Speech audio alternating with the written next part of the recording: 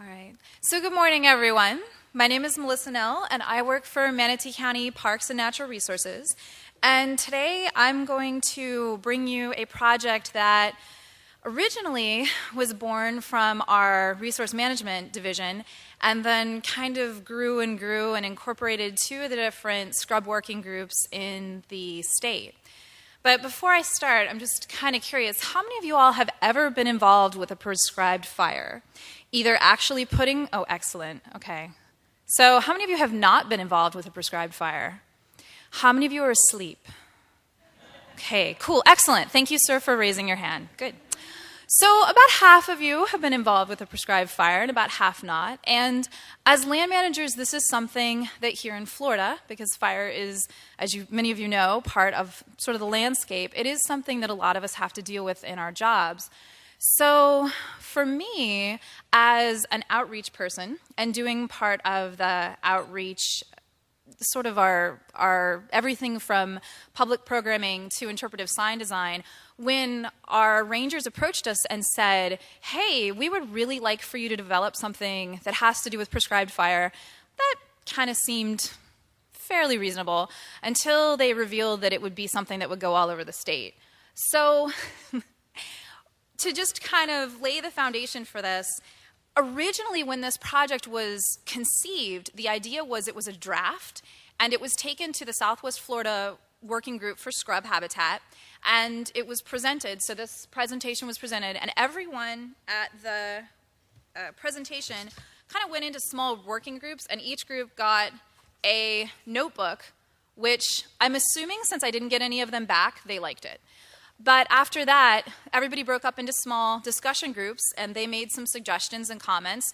Their suggestions and comments were taken and put into this toolkit, and then later on it was also taken to the Northeast Florida Scrub Working Group, and the same thing was done there. So this toolkit has been vetted by two different organizations that are really invested in having the prescribed fire outreach work for them.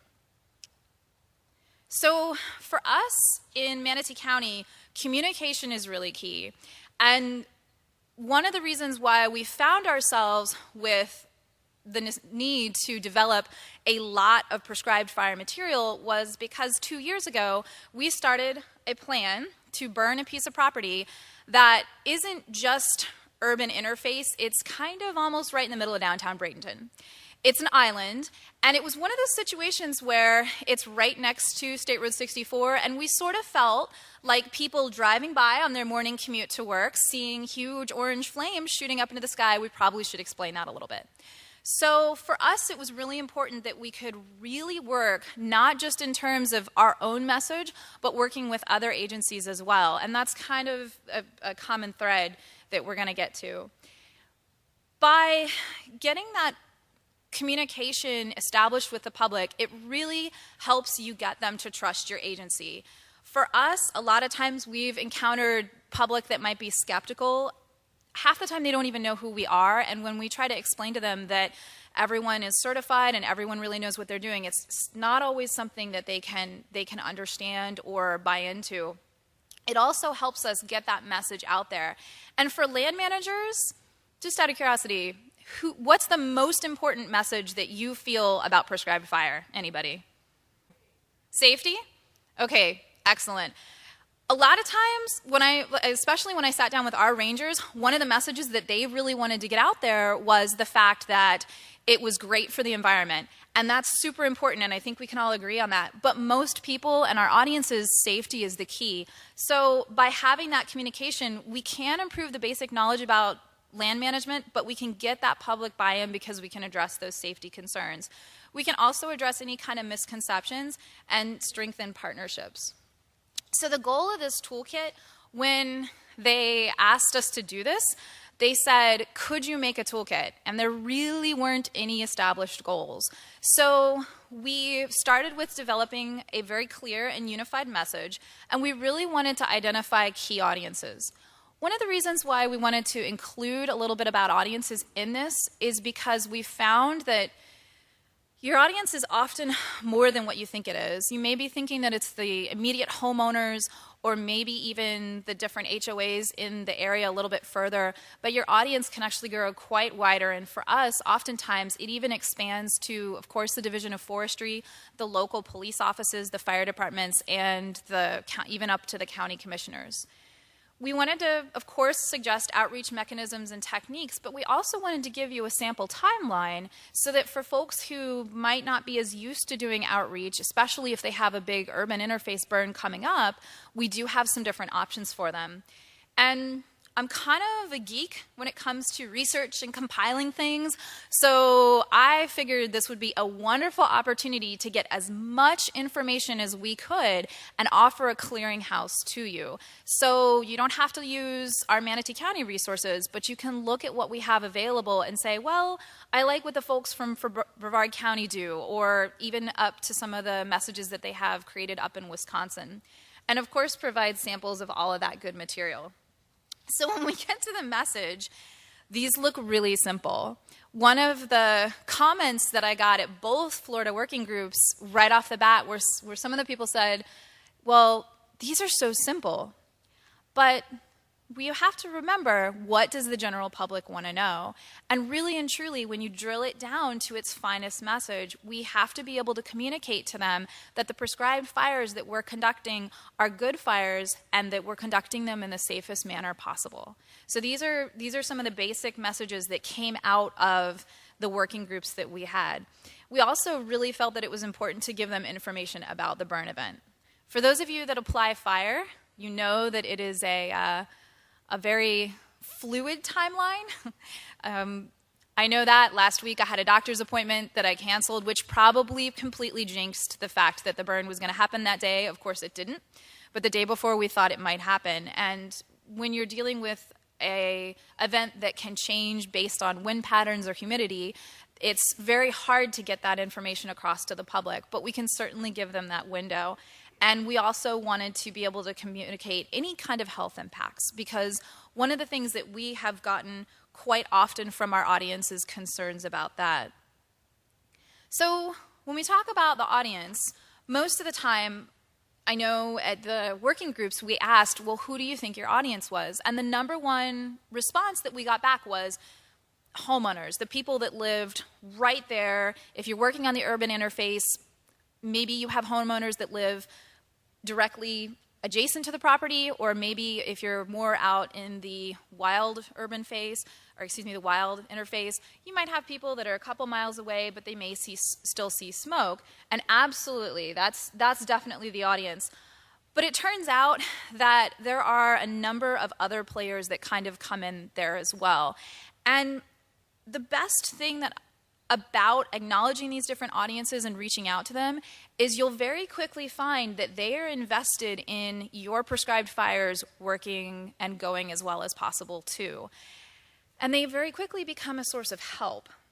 When we decided to put the plan to burn Pine Island into place, we reached out to the city fire department, and they approached us and said, you know, this would be a perfect opportunity for us to put together an incident action plan. And what came from that was about 25 different partners, which sounds like a lot and sounds really scary. And they all came together, and every single partner added to that. And my job as the public information outreach person for that went from, oh my goodness, how am I going to get all this stuff done, to suddenly having an army of people that I could delegate and ask for help. And the best part about that is some of these audiences, you all are land managers, we all know that we know what we're doing for the most part when it comes to prescribed fire. I certainly hope so, but the general public may not. And when you have your partners pull up in a shiny red fire engine, even though it's an island that you can only reach by boat, that we're all almost 99% certain that there's no way a spot over is going to happen almost a half a mile away, it still reassures them. We would not have been able to do that if we hadn't approached them as our audience. But because we reached out to just the Bradenton City Fire Department, all the other fire departments wanted in as well. So now when we do that burn, we're going to have, I think, 3 fire engines and a boat and a helicopter on standby. Not that we need any of that. Although I think the guys in the helicopter really just want to get up there and fly around. But it still really, really helps us. So by making your audience an active part of the group, you can really pull on those additional resources. And again, it really gets that buy-in from a lot of the folks that are nearby. When it comes to a timeline, we have that in this toolkit. And just to kind of clarify what the toolkit is, I'll talk more about it in a moment, but it's all digital. So at the end of this presentation, I've already given it to Moran. You'll probably need to get it from a Dropbox site because there's so much information in it, but it's all yours to take and do whatever you want with it. Not everybody has the resources that we do in Manatee County. We have a dedicated outreach division, but again, that's where you can start pulling on some of your partners to assist. We really emphasize the pre-burn period as an important time to work on your outreach. Certainly you do not want the day of your fire to be the day that you tell folks you're conducting a prescribed fire. Some of my land managers actually sometimes, but generally we've gotten past that. And really that can be anywhere from a week or two in advance. If you have a piece of property that's miles away from anyone, that's fine. For us, with this Pine Island burn, we've been working on it for 2 years. Don't let that scare you. We really thought we were going to burn it the last 2 years. We usually start working on the outreach for it in May for our burn window to open in July. That's when we start sitting down with everybody. During the burn is a wonderful time to work on your outreach. Take advantage of all of the different media outlets we have. Press people love prescribed fire. They love it. They love to stand there, bring them a burn suit. They love to put the burn suit on and the hat and stand there with all the goods and their heels, usually, and talk about, seriously, and talk about, how important what you're doing is. It looks great for your agency. It gets the word out to the public. It makes the prescribed fire idea of any fire at all much less scary, and it also gives your partners some visibility as well. And of course, social media is a wonderful tool right now to get that word out instantly. And then also, we have the post-burn as well.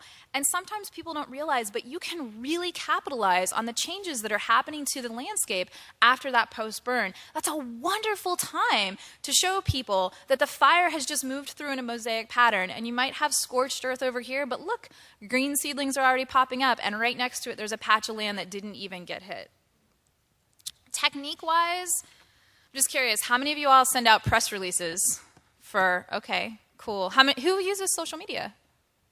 Ooh, okay, good. I see like a couple hands. All right. What about hang tags? Door hangers? Ooh, okay. All right, so there's different techniques. When I've been working with these working groups, most people are big fans of press releases. That's good. Press releases are awesome, but then you're relying on the press to pick up that information. So you need to be careful and make sure that if you're working on unidirectional sort of outreach mechanisms, that you're also aware that that is going to rely on those people seeing that. So you can use flyers, you can use hang tags, you can use letters, you can use press releases, but it's always good to use some other things that are a little more immersive and are a little more interactive. We really like to do meetings with HOAs, so homeowners associations.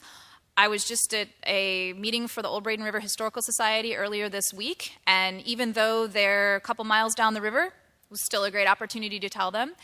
Even programs, if you have any kind of hikes or nature walks, that's a great time to roll that in there. We also like doing interpretive signs, fires coming to this area, and I have examples of all that I'll put out on the back table for you later. Don't just rely on one passive method, because especially now when we're living in a world that is so much based in technology, we really need to accept, even for those of us that would much rather be out in the field, we really do have to accept and understand that people are relying on those. And again, don't feel like you have to do this all yourself. We asked the Bradenton Police Department to come up with a letter. They were happy to do it. They even delivered it, which I think I gave the guy cookies because that was fantastic and it took so much time off of my hands. And the best part was having me knock on a door But having a uniformed police officer knock on a door with a letter that says, just to let you know, we're going to conduct a prescribed fire in this area and it's going to be safe, and having everyone's logo on the bottom of that letter made a really big impact on those homeowners. In the toolkit, we have several different areas. We have event-specific materials that we've used, like the press releases and the entire IAP. The action plan is in there. We have interagency specific materials. We have our general education materials, like our prescribed fire brochure. And then we also have other materials from other agencies. The table of contents is on the back table. There's some copies there if you want to pick it up, just to kind of take an eyeball at it and see what's in there. Primarily, everything is a PDF. So if you see something in there that you'd like to use and change, like the brochure, that's fine. All you have to do is email me and we will make that available to you. Same thing with any of the post-event signs. We even have a handy-dandy hang tag with our buddy the Scrub Jay on it that you can use as well. All we ask is that you leave our logo somewhere on there to give credit to Manatee County as the original kind of creator of it. There are, in that toolkit, we have probably over 50 different items for you to peruse.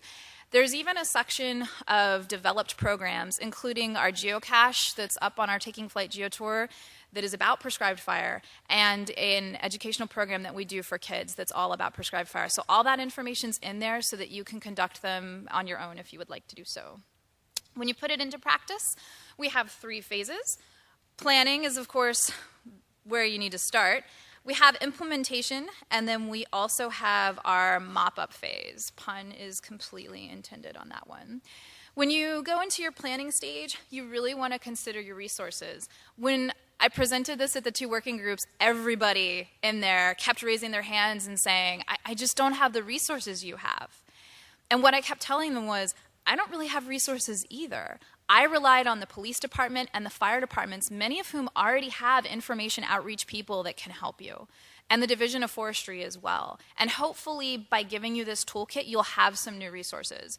You, of course, want to consider your audience. You don't want to, if you know you're going to be working with children, you don't want to give them something that's more tailored to adults. And you really want to develop your timeline and carefully package your message.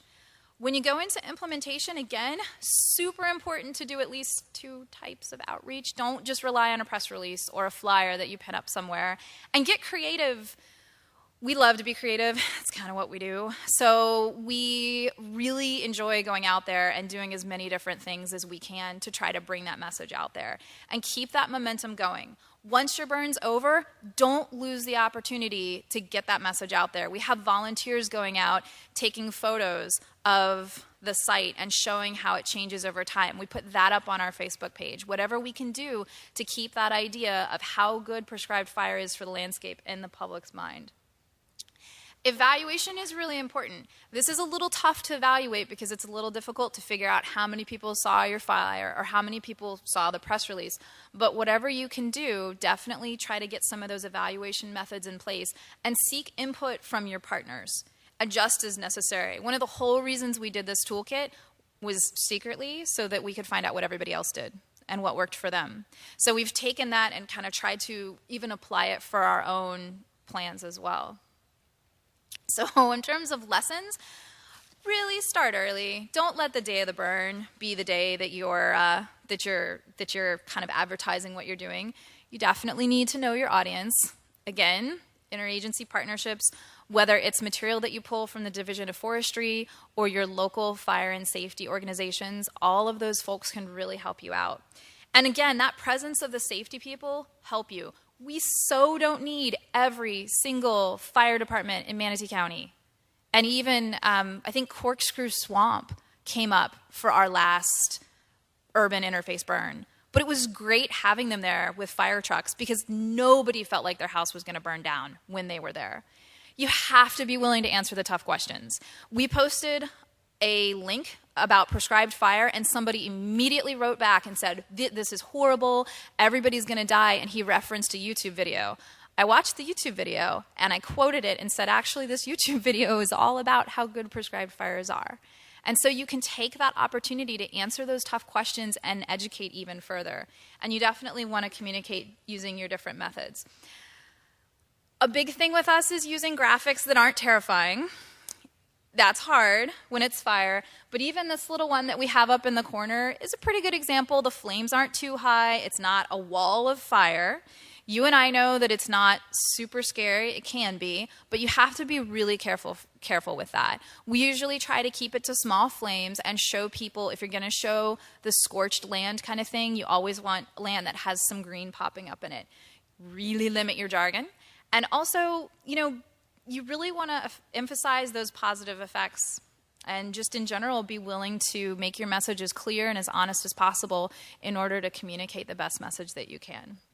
And so, with that, do you guys have any questions? How is wildlife impacted from the burns? How is wildlife impacted from the burns? Impacted from the burns?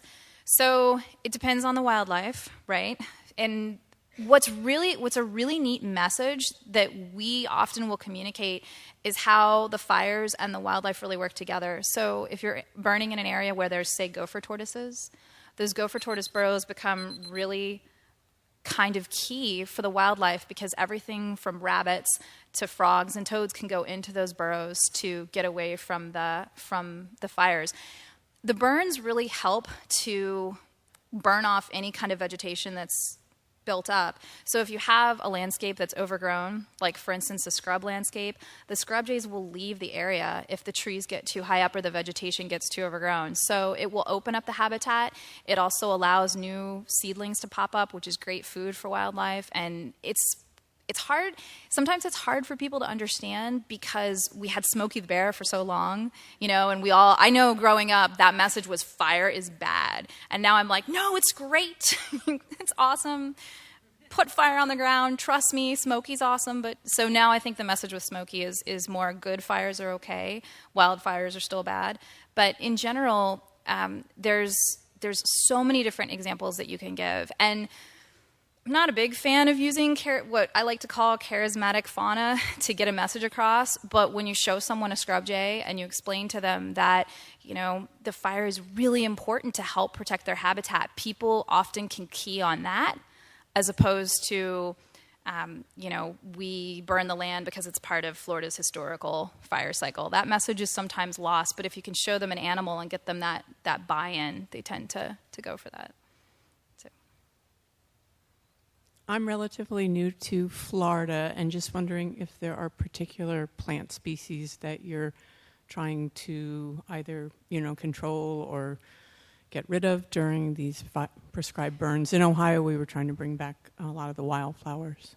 Sure. So, and I'll use Pine Island as an example. So we're pretty certain that Pine Island hasn't had a burn in 20 to 30 years.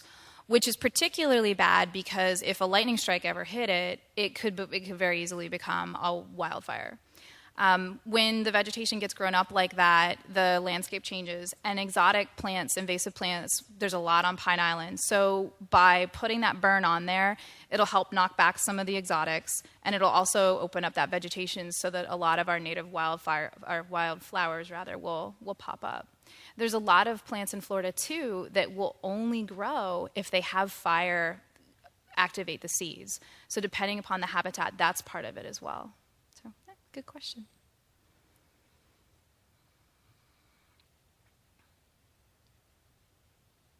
This sort of relates to the first question and in terms of wildlife impact.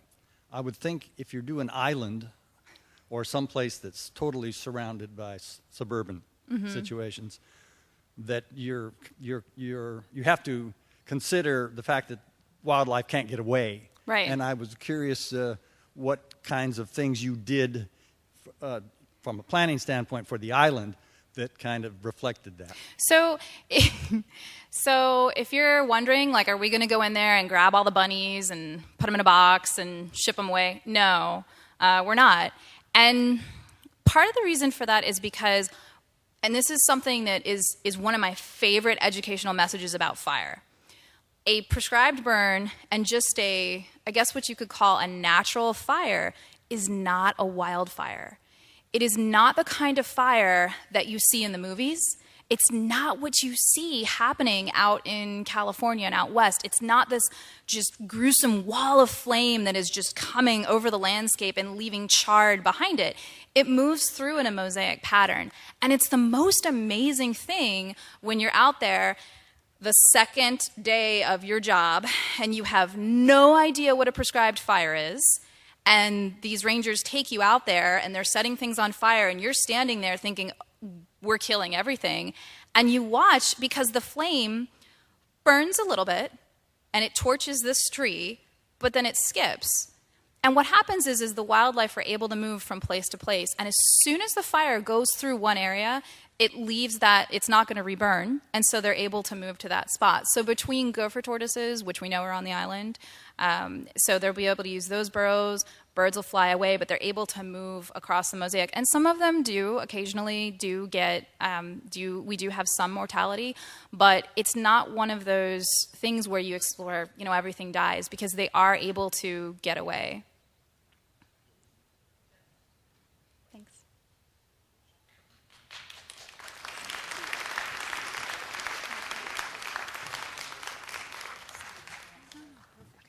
Well, Melissa, Nell is awesome. Wildfires are awesome. Thank you so much, Melissa.